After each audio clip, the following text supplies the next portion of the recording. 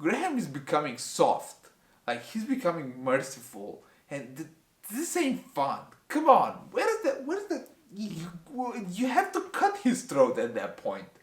What's going on, everyone? Welcome to the video. My name is Alex, and today we are gonna do a kind of an inception video. We are going to react on a reacting video of Graham Stephan's video on the Graham Stephan Show for living on 100K a year in Tampa, Florida, Millennial Money. Now, before you go ahead and cut my head for just reacting to a reacting video of his and trying to tell me that I use his name or capitalize on the videos that he makes, just know that first of all, I enjoy watching the video that he makes or the videos that he makes usually.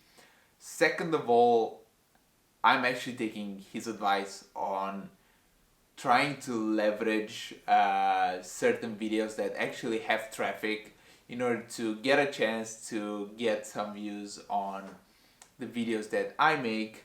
And basically the video that he makes has actually 1,200 views per hour at this time. So it might be a good opportunity to try to leverage some of the audience that goes there. Maybe I get a chance, and if my content is good enough, I get to talk with some more of you besides the 10, probably 11 people that are myself. So if anyone besides myself is watching, before cutting my head off for doing this, don't forget to smash the like button and let's go forward and see how this video is.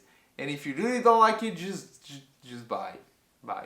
Just see you later. Maybe you'll enjoy another video. So let's go and watch this one.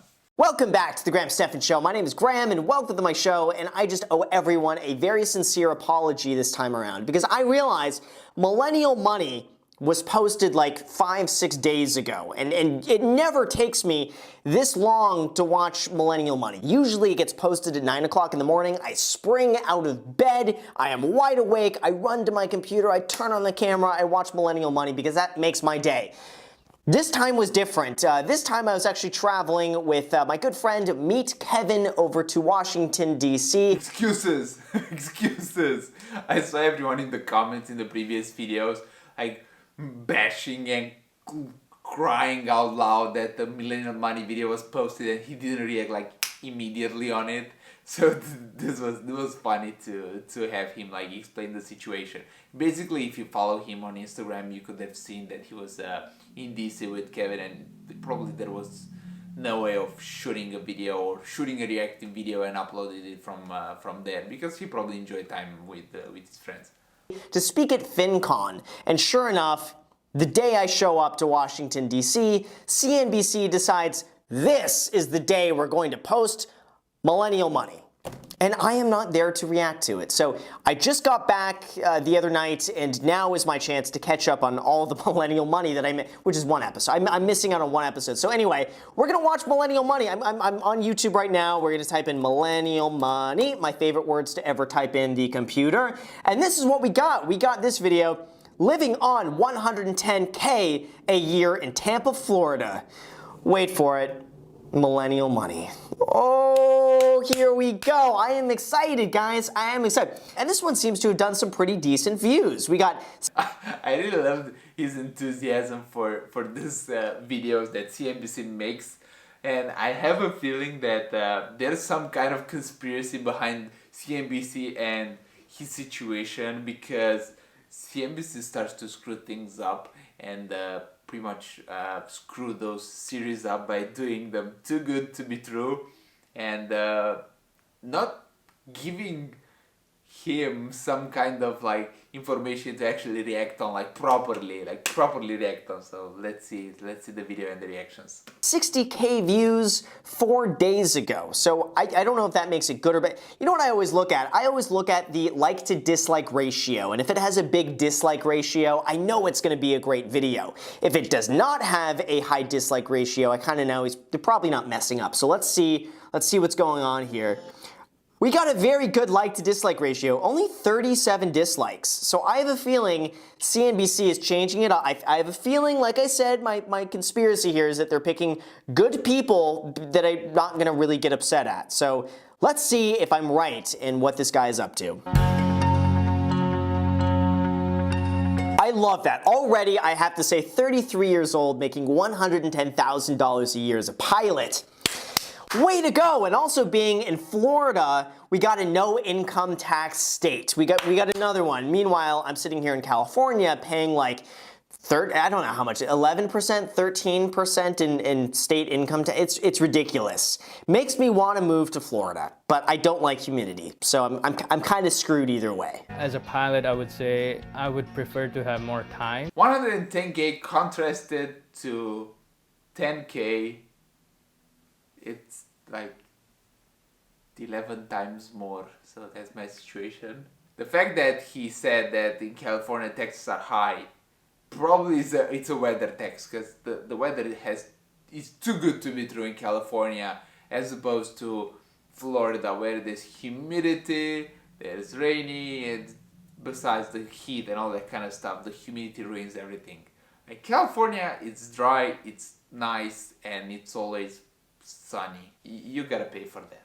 Than money. As an individual, as a couple, there's only so much money you would need to have a comfortable life. So I believe it's finding the good balance. I absolutely love it. Now some people, yeah, they're all about the money and this and that. He's making a decent income. I'm sure he's able to save away a significant portion of that. He values his time. He has his priorities right. So far, I can't say not one negative thing about this guy, except that I don't like humidity in Florida. That's it. That's if I had any complaint. But this guy can't control the weather in Florida. Let's be real. Let's be honest. He's not controlling the humidity. That's not his fault. That's a geographical problem. That's not his problem. We like to do a lot of cooking ourselves. We spend a lot of money on groceries, $500 a month on groceries. So salsa classes would be about $50 a month.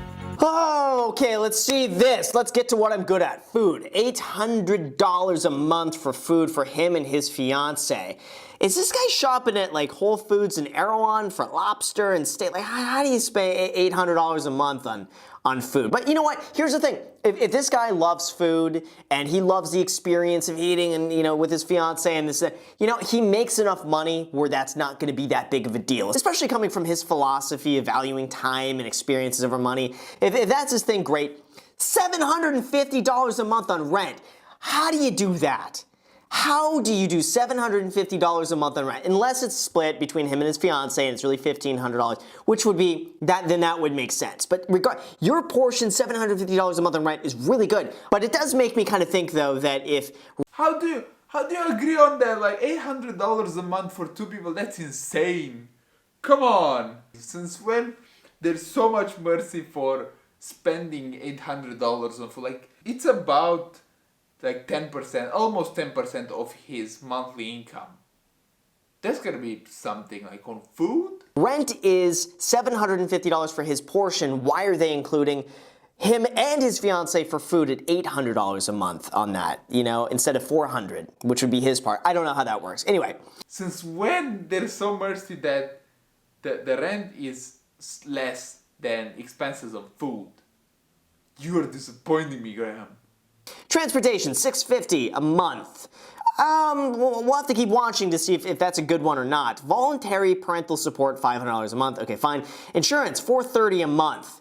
Yeah, I guess that's about right, $430 a month for all of that. I don't see any issue with that. $350 student loans, fine. Then we got the MISC one, $295 Infinity.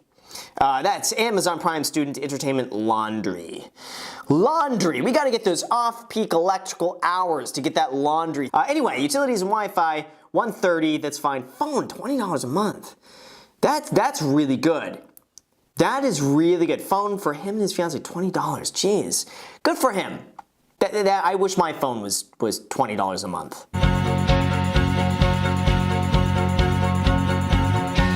All of this this is really great. $1,000 a month in savings. I just hope that savings is in an Ally Bank account or Wealthfront or some high interest savings account, not in like the Bank of America checking or whatever. 401k, 1148, that's really good. Roth IRA, 479. Investments, $100. Come on. There's too much mercy in this video. Since when there's so much mercy in a Millennial Money video, on a reacting video on Millennial Money video? Too much mercy. Come on. No complaints. No complaints thus far. All of this is really good. Like, I can't really knock him saving almost like $3,000 a month. I think that's fantastic. He's saving about 30%, so I think in his mind, like in Graham's mind, he could save a lot more. On the salary that he has per month, he could probably save more than about 30% of what he makes. But if Graham would know that my savings are in a checking account because I don't have the ability to use a high interest savings account, because there are none in my country, pretty much in Europe, that I have access to, there are none. Would he be pissed? Probably.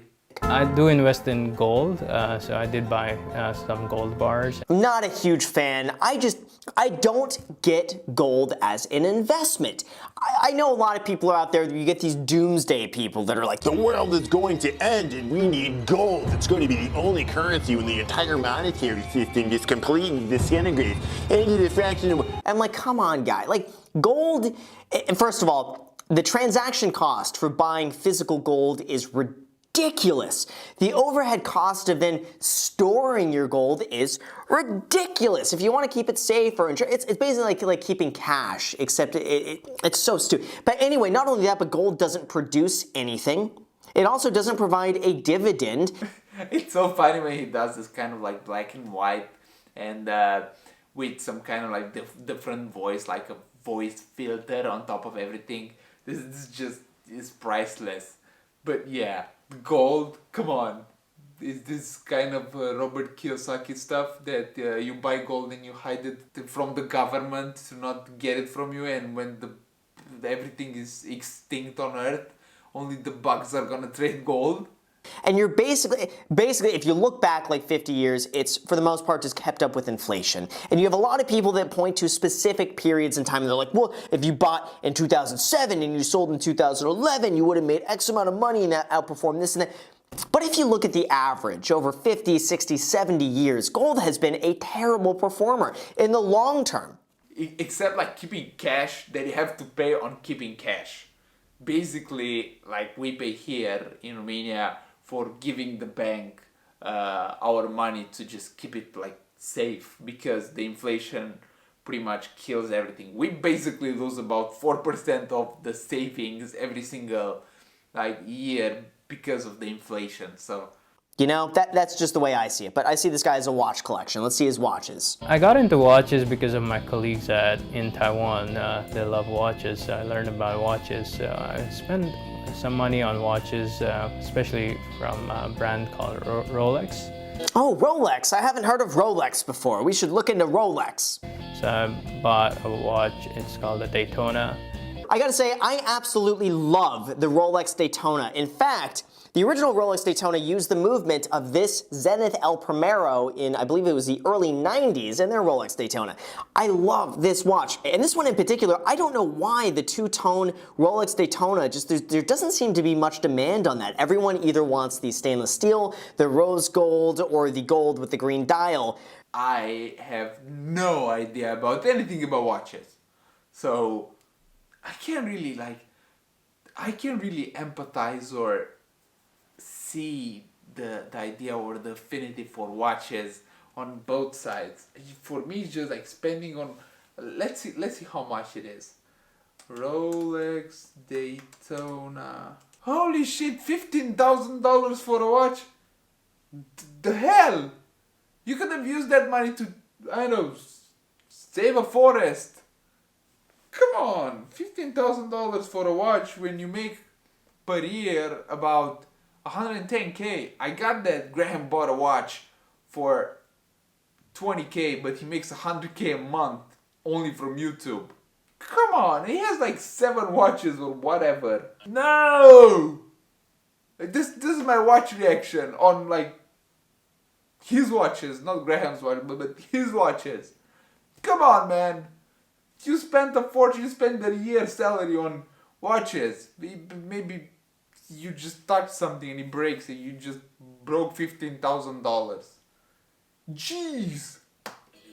For some reason, the two-tone Rolexes have just never really caught on lately. I think it's maybe more of just like an old school design, or it's maybe not as like modern to go two-tone.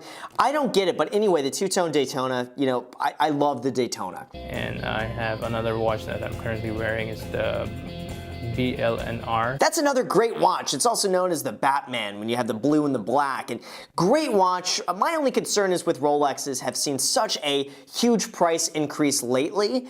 And I personally believe, and maybe I might get some hate on this, I believe that we're in a bit of a Rolex bubble. It doesn't make any sense to me. Why would you pay $1,500 on a watch? But that's beyond my noob comprehension on watches.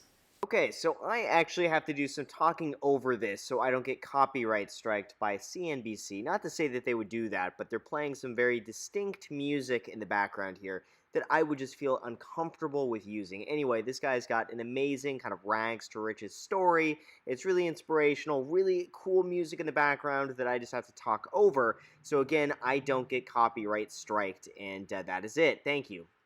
I don't know what's going on here, but this is not the Millennial Money that I know, because I have just nothing negative to say about this. I have nothing. I mean, if anything, I think he's the perfect example of the American dream of being able to come to America and now make over $110,000 a year, which again, why can't CNBC just get more bad people on the show? I mean, this is just, it's good. It's too good. That's my complaint. This video is too good. Once you become a captain, your salary will almost double. You can expect to make at least $200,000 to $250,000 a year. Oh my God! Imagine making $200K a year and working like half a month, every month. It's insane. Like, I've actually read and watched some videos for some pilots that actually work like 2 to 3 days a week. They reduce their salary to about $150K, but they work 2 days a week. That's it. And then they chill, they ball. And after they fly to a certain location, they pretty much just enjoy the place. They might go to Caribbean, they might go to Mexico. They get like all that complimentary stuff. They go to the beach and they just chill. So that's a great job to have. I had no idea that they could make that much money. I've heard stories about pilots being like underpaid or making like 30, 40 grand a year and being overworked and flying tight. I had no clue that they're making like 200 plus grand a year. That's really cool. Another thing we tried to do with our lifestyle is to live a life of debt-free. So that's something I'm learning from my fiance. So I'm not planning to take any more loans and pay off all my debts, pay off my motorcycle, pay off my student debt as soon as possible. I like that. You know, I'm all for paying off loans that don't make you money. His student loans, well, I guess you could kind of argue student loans make you money, but not really. The loan itself is not making him any money, pay it off. The motorcycle payment is not making him any money, pay it off. I think the only loans that are acceptable to get, you get a mortgage, I think that's fine, and any other low interest rate loan where it makes sense not to pay it off and just invest the difference instead. Other than that, I am all for the entire like Dave Ramsey approach, like, don't put excess money on credit cards, don't go and like buy stupid stuff, don't buy things you can't afford, pay off your loans, and so, except rental property and any low interest rate loans. Yes! Yes! Too bad I don't have that kind of stuff. Because I would load up if I could. How are you so like merciful with this guy on not taking the good low interest fixed rate debt to buy the house, to buy some real estate property, and he's been so merciful on the fact that he has like student loan debt with that amount of like, with that salary. He has the motorcycle debt with that salary. How much can that actual motorcycle cost? For God's sake, it's like 20K. That's 2 months worth of work. Like, let's put 5 months and you pay that off, or you save the money to pay that. Come on! That interest rate for that kind of motorcycle that he drives is probably like 8 to 12% or even more. Too merciful. Those are the only loans that I am all for, that I think load up on low interest rate mortgages now while you still can. Like, that's what I'm doing. Let's get in debt. Let's get in good mortgage debt. That's what I love. So last month I took a trip to visit my parents in Nepal. So I went to India, flew out of New York direct to New Delhi, and came back 3-4 days later, and I spent $0 for that. Who needs credit card points when all you need to do is just be a pilot and then you fly for free? That is awesome. I mean, I fly for free too with credit card points, which is that's fun. No! There's no credit cards in my country that I can just get and rank on some points to fly for free, so I gotta make myself a pilot. That's the only way that I can do it. And we're gonna stop the video here because I don't want to make it too long. We're 12 minutes into the video. There are like 5 minutes left. If you want to watch the rest of the video, I encourage you to go and watch it on his channel. This was the part that I did my reaction or reacting inception of the video. It might have started a bit like slowly to like gain some more energy because it's about 9 p.m. almost, but whatever. I told you that in the beginning that there's some kind of conspiracy between CNBC and his show, because CNBC screws up at this point like big time because they make the videos too good, and Graham is becoming soft, like he's becoming merciful, and this ain't fun. Come on, where's that? You have to cut his throat at that point with a motorcycle debt, with like $800 on food. What are you eating, people? He's probably eating, I don't know, some kind of like golden fish. He's eating Nemo every single like week, whatever. Thank you so much for watching. Feel free to destroy the heavens and the volcanoes of the like button, of the subscribe button. Feel free to demolish or like ring the notification bell so just it cracks like the one in Philadelphia. And probably I'll see you in the next video if you decide to watch any of my next videos, or if you decide to subscribe and come back if you are someone someone beside me that's watching this video. So see you later. Peace.